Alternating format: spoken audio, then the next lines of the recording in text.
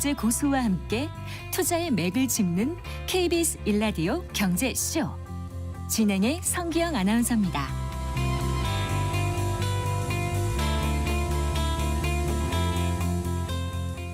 4시 17분입니다. 자영업 어렵다는 얘기 어제 오늘의 얘기가 아닙니다. 그런데요. 지난 20일 이제 국세청 국세 통계를 보니까요. 지난해 폐업 신고를 한 개인과 법인 사업자가 98만 6천여 명이라고 하네요.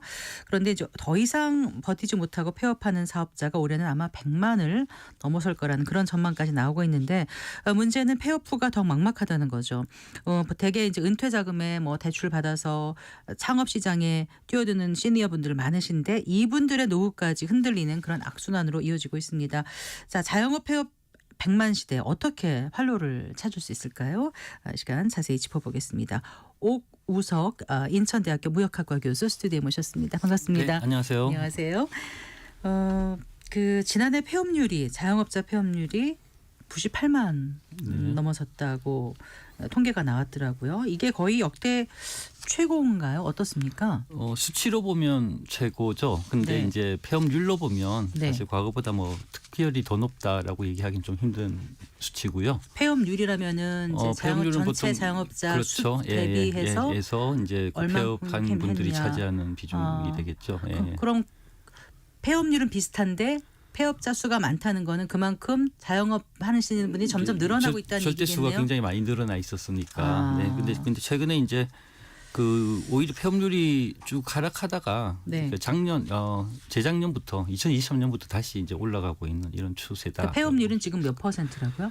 제가 지금 통계가 나와 있는 게 2023년까지 나와 네. 있는데 네. 그때 이제 한 9.5% 정도 됐고요. 네. 2016년 정도에는 폐업률이 한 11% 정도 됐었으니까 네.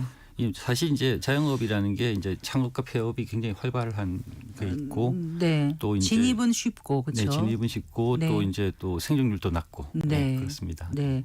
그러니까 단순히 쉽게 말하면 2016년 11.1% 폐업률, 2023년 9.5% 폐업률 대충 10%니까 네. 10명이 시작하면 1명은 폐업을 한다는 10명 중에 한 거잖아요. 분이 이제 폐업을 한다. 근데 이게 몇 년 안에 폐업한다 이런 통계도 있습니까? 그게 이제 혹시? 생존율이 있는데 지금 제가 생존율 정확하게 기억이 안 나는데 네. 그러니까 이제 사실 5년 정도 지났을 때 5분 중에 1분 정도가 살아남아 있는 그렇군요. 그런 정도다라고 생각하시면 되고요. 네. 사실 우리나라 이제 자영업 부문의 현존율이 상당히 낮은 편이죠.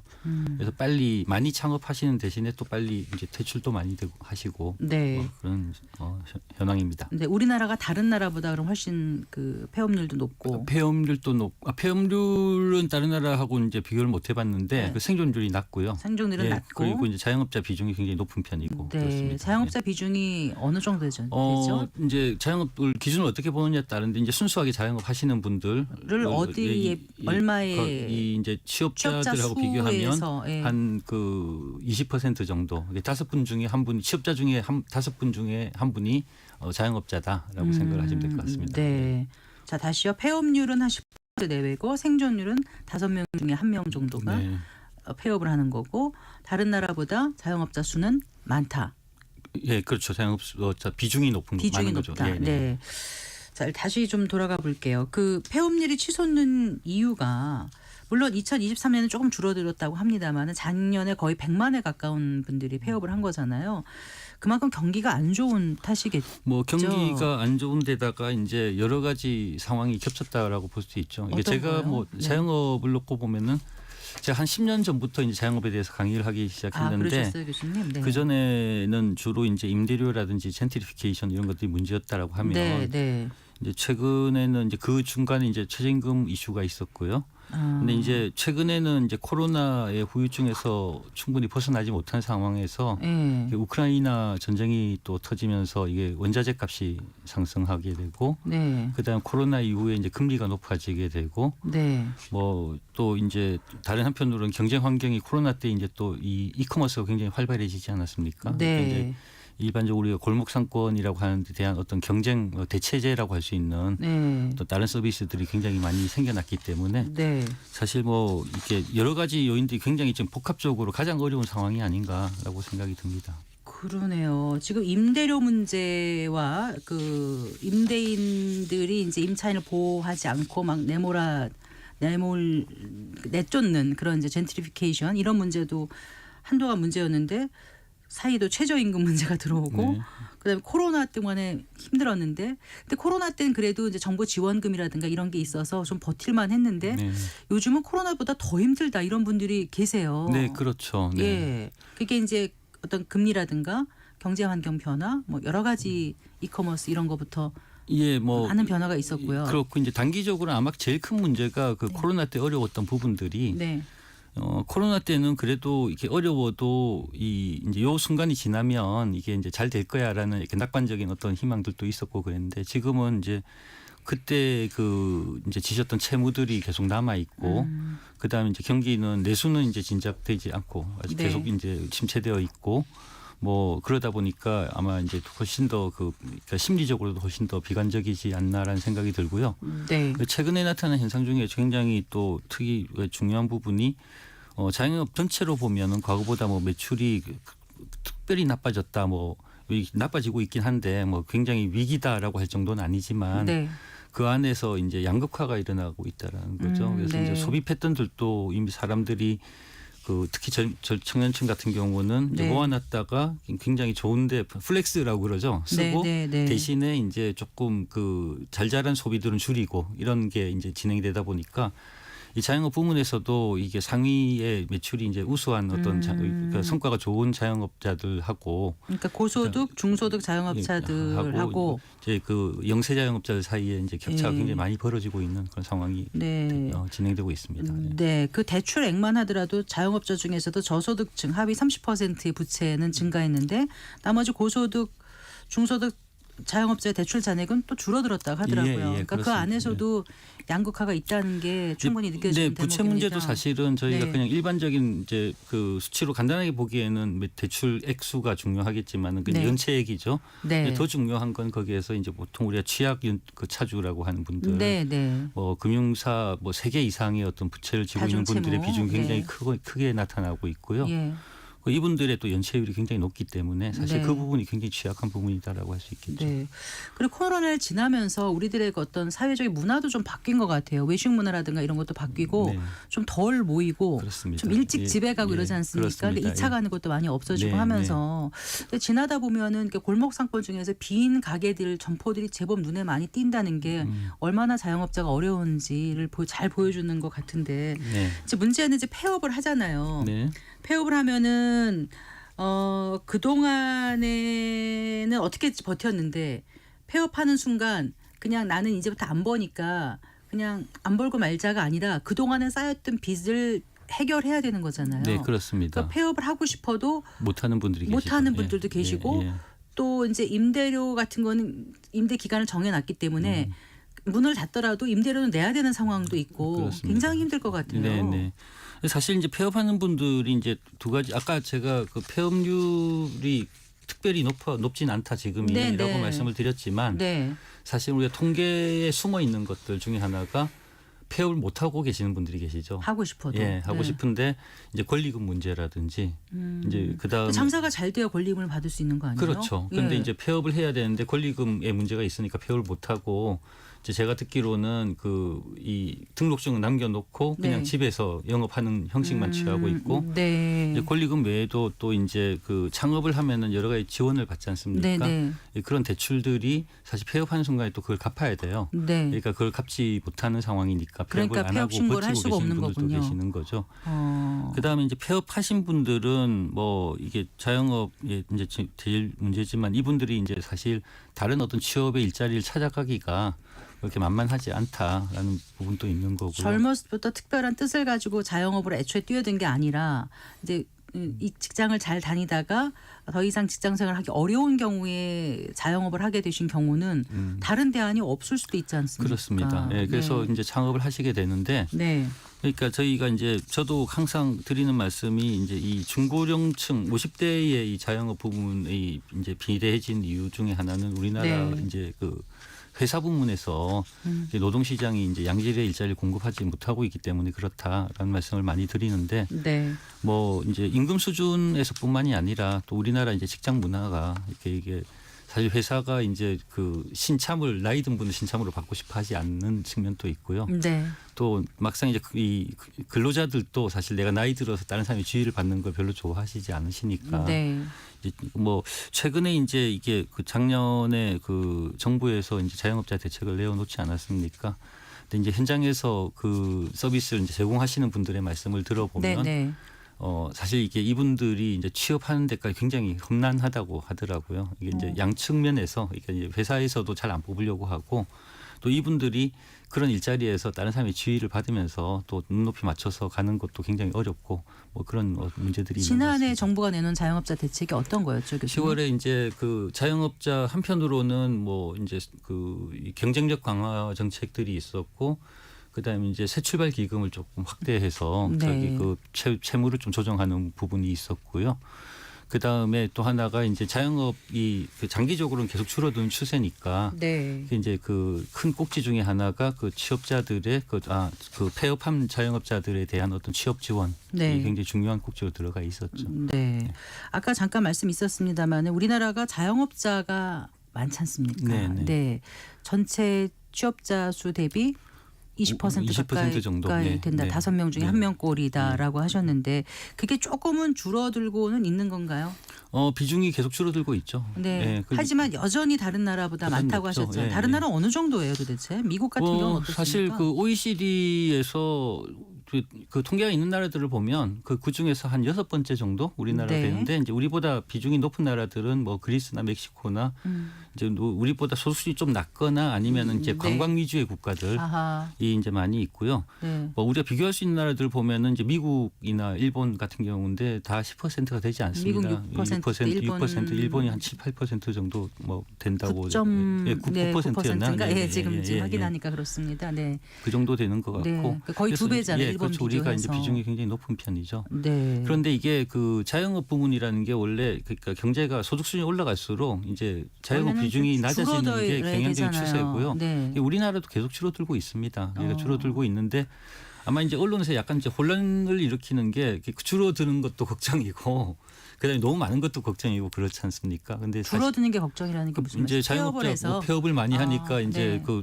최근에 난 언론 보도들을 보면은 자영업자 수가 역대 최저다 뭐 이런 네. 말씀들을 많이 하는데 뭐 틀린 말씀은 아닌데 그게 이제 독자들한테는 좀 혼란을 주는 것 같아요. 그러니까 자영업자 수는 이제 줄어드는 게 맞는 것 같고요. 네. 그런데 그 과정에서 이제 사실 그 문제는 이제 영세 자영업자들이 이 시장에서 퇴출하는 방식이 굉장히 좀 너무 극적으로 이루어지기 때문에 무슨 방식에 퇴출하는 방식이요? 그러니까 이제 그 폐업을 하고 다시 다른 경로를 찾는 방식이 예. 순탄하게 잘 안 이루어지기 때문에 네. 그런 부분들이 굉장히 이제 어려운 측면인 것 같습니다. 어쨌든 좀 치킨집 많고 카페 네, 많고 그렇지 그렇습니다. 않습니까? 그래서 예. 기승전 치킨이란 말처럼 은퇴 후에 이제 딱히 무슨 기술이 없거나 하면 반겨주는 직장이 없으면 창업을 하게 되는데 그 자영업자의 연령층이 그래서 더 높아지는 것 같은데 실제로 통계로도 그렇게 나옵니까? 그 50대 자영업자들의 비중이 좀 높아지고 있죠. 꾸준히 높아지고 있고요. 네. 예, 반면에 또 이제 또 20대들도 많이 창업을 하는데 네. 그러니까 이 또 20대도 사실 진입과 퇴출이 굉장히 많습니다. 근데 20대의 경우에는 이제 보통 제가 보면은 이게 안 되기 때문에 그냥 접고 그만두는 게 아니라 네. 이것저것 이제 트라이하는 과정에서 네. 이런 업종을 하다가 또 닫고 다른 걸 것도 하고 해보고 뭐 이런 어떤 그리고 과정이 이제 있는 연령이 거죠. 낮으면 기회가 많이 있고 도전해 볼 수 있는 네. 그렇죠. 그리고 이제 그 친구들은 그 친구들이라고 해도 되는지 모르겠지만은 젊은이들이니까 예, 네. 그래도 자영업에 대한 철학을 가지고 준비를 하는 경우가 많이 있고요. 네. 뭐 제 제자 같은 경우도 자영업 창업하는 친구 보면은 네. 창업하기 전에 이제 여러 식당 돌아다니면서 배우고 뭐 네. 이런 과정을 거치거든요. 네. 근데 사실 이제 50대 그 회사 퇴직해서 자영업하는 부분들이 다 그렇지는 않겠지만 네. 뭐 준비 기간이 뭐 한 달 6개월 이 정도 뭐 길어도 6개월 이 정도밖에 안 되는 경우들이 프랜차이즈 많습니다. 가맹점 네, 네. 받아가지고 잠깐 교육받고 뭐 네. 이렇게 하시거나 그러면 예, 뭐 그나마도 이제 프랜차이즈도 안 하고 짧게 하고 하시는 아. 경우도 있고 커피숍 같은 경우 창업할 때 굉장히 빨리 결정을 하고 하니까 네. 좀 이제 준비가 덜 된 창업이 많이 저 아는 있는 편이죠. 분도 한 달 동안 이제 이탈리안 음식을 배워가지고 무슨 예. 요리사 자격증을 따서 내가 한번 열어본다는데 제가 사실 옆에서 걱정을 많이 하고 있었어요. 네네. 그러다가 그 임대료다 예. 여러 가지 집기 설비 이런 거 비용도 못 빼실 게 아닌가. 왜냐하면 아주 맛있어야 가지 않습니까? 그렇죠. 예. 그래서 주위에 그런 분들이 많다는 생각이 드는데 문제는 폐업을 하면 아까 말씀하신 어떤 빚 같은 것도 갚아야 되고 그런데 그 상황에서 실업급여는 받을 수가 있는지. 요. 저희가 이제 고용보험 제도가 있죠. 자영업에 대해서도. 네. 그런데 가입률이 0.9% 정도밖에 안 됩니다. 가입률? 예, 이제 저희 일반 근로자들처럼 네. 여기도 이제 자기 컨트리뷰션을 넣고 네. 뭐 물론 이제 그 지방 지자체나 중앙정부에서 그걸 약간 지원해 주는 제도들은 다양하게 있는데 네. 뭐 저희 일반적인 근로자와 마찬가지로 이제 그 보험료를 내고 네. 그러니까 이제 그 다음에 쭉 이렇게 폐업하게 되면은 네. 이제 보험료를 타게 돼 있는데 네. 이제 그런 방식이 아마 좀 역사가 짧기도 하고 그러니까 이제 막상 당장 사업을 하고 있는데 그 정도도 굉장히 부담스러우실 수도 있잖아요. 네. 그러니까 이제 고용보험에 가입해 있는 비율이 0.9% 정도밖에 안 되고요. 그래서 사실 이제 지금 현재는 이제 자영업하는 사장님들이 선호하는 거는 이제 노란우산 공제라고 네. 예, 그걸 많이 활용을 하시죠. 예. 근데 이제 뭐 사실 노란우산 공제는 약간 뭐 실업급여보다는 제가 보기엔 조금 연금 같은 성격을 갖고 있고 보험 같은 예, 성격인가요? 그렇죠. 근데 이제 연금보험 같은 성격을 네, 갖고 네. 있고 그러니까 좀 우리나라에서도 이제 이 자영하는 분들에 대해서 이 고용보험 가입률을 높이기 위한 여러 가지 방안들을 좀 고민할 때가 되지 않았나 생각하고 네. 있습니다. 그런데 이제 과거 정부도 그렇고 매번 그 자영업 소상공인에 대한 대책 나와야 된다 계속 얘기를 하는데 왜 이게 해결이 안 될까요? 물론 조금씩 자영업자 수는 줄고는 있는데 폐업률은 여전히 그렇게 나와서요. 뭐 기본적으로 이제 사실 우리 자영업자 수가 많다는 게 보여주는 게 과당 경쟁이 있죠 시장에서. 네. 그런데 이때까지 어떤 자영업 대책이라는 것이 또 뭐 맞물려 있는 것 같습니다. 이제 자영업 대책이 주로 이제 보호와 지원의 관점에서 주로 이루어졌다는 생각이 들고요. 네.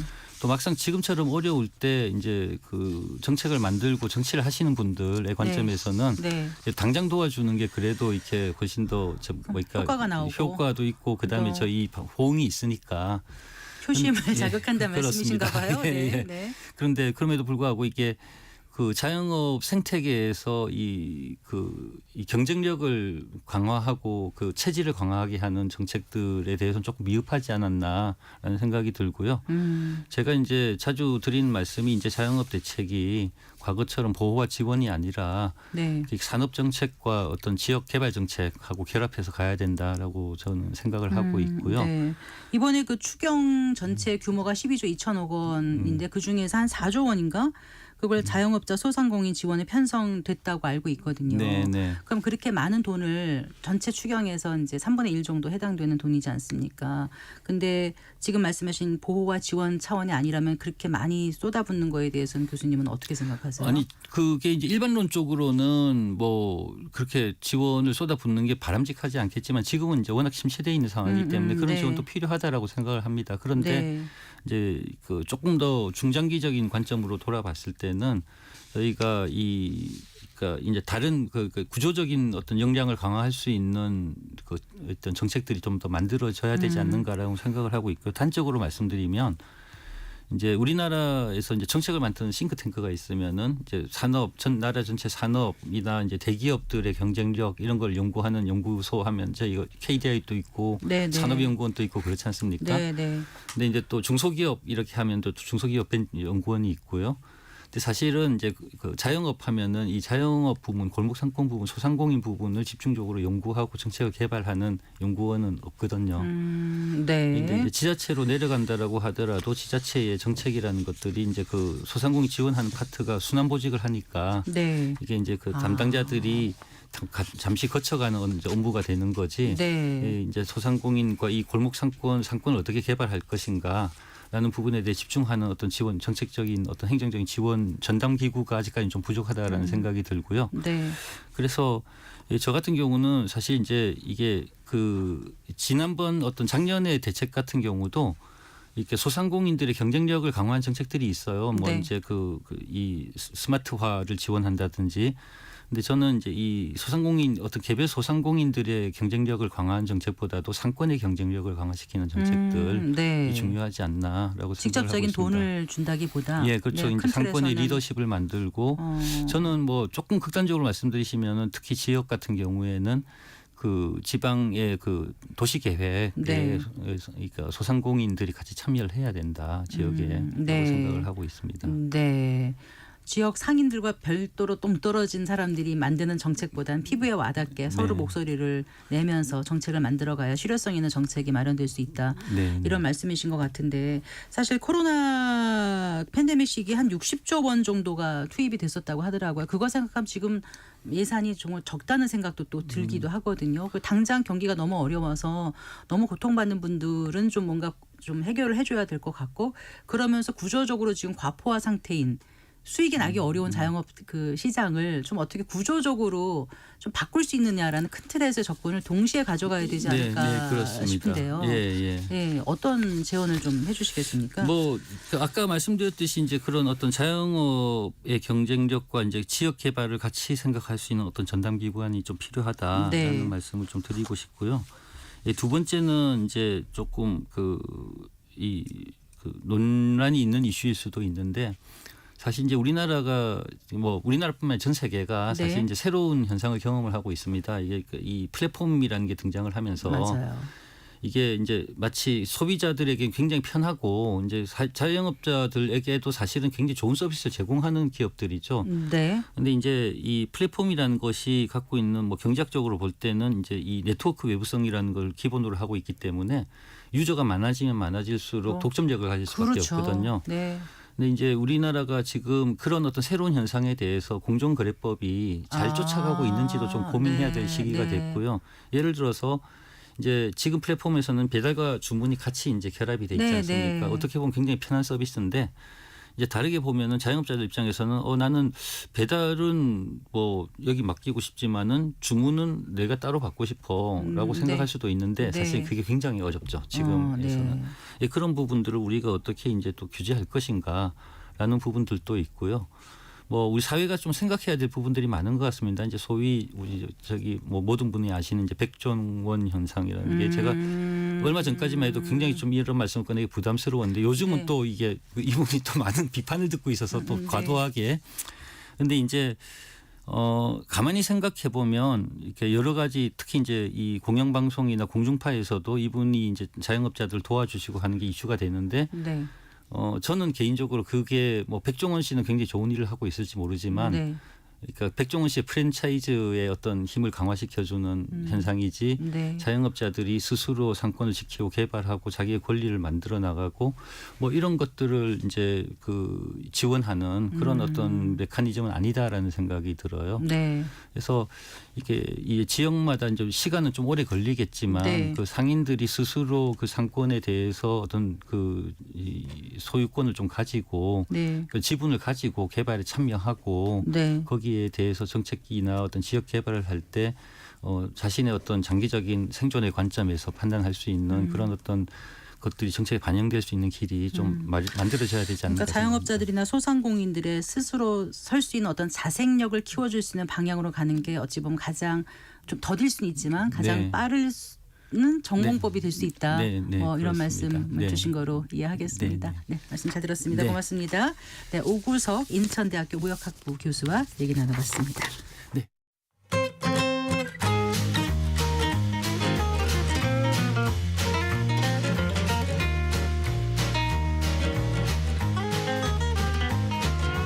경제 맛